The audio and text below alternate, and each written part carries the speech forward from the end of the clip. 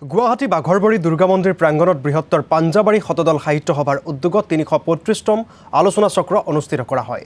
অনুষ্ঠানত দুখনকৈ গ্ৰন্থ উন্মোচন, নিবেদিতা বৰুৱাৰ কুঞ্জ কানন আৰু ডাক্তৰ ৰোষেশ্বৰ গগৈৰ ফুলৰ শৰাই উন্মোচন কৰা হয়।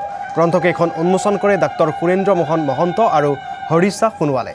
অনুষ্ঠানত বিশিষ্ট চিন্তাবিদ ময়ূৰ বৰাকে ধৰি বহুকেইগৰাকী বিশিষ্ট ব্যক্তি উপস্থিত থাকে।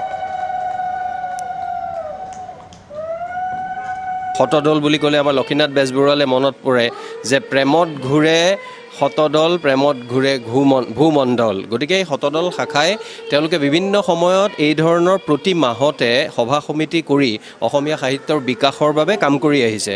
আৰু সেই তাৰে অংগস্বৰূপে নিদৰ্শনস্বৰূপে আজিৰ দিনটোত নিবেদিতা বৰুৱাৰ কুঞ্জ কানন আৰু ডাক্তৰ ৰোষেশ্বৰ গগৈৰ ফুলৰ শৰাই এই দুখন গ্ৰন্থৰ উন্মোচনীৰ তাত দিহা কৰিছে। মই দুয়োগৰাকী লেখকক অভিনন্দন জনাইছোঁ। বহু দিনৰ পৰা মোৰ এতিয়া নহয়, মই আজি কেইবাবছৰ আগৰ পৰা কবিতা, গল্প, ভ্ৰমণ কাহিনী ইত্যাদি মই লিখি গোটাই থৈছিলোঁ আৰু সেইখিনি মই আজি কিতাপ আকাৰে আপোনালোকৰ আগত আমাৰ সাহিত্য সভাৰ আগত উন্মোচন কৰিলে। বহুদিনৰ আগৰ পৰাই লিখি আছিলোঁ। ফুলৰ শৰাই নামৰ কবিতা পুথিখিনি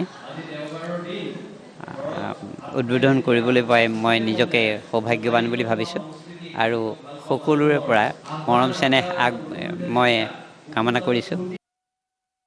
শতদল বুলি ক'লে আমাৰ লক্ষীনাথ বেজবৰুৱালে মনত পৰে যে প্ৰেমত ঘূৰে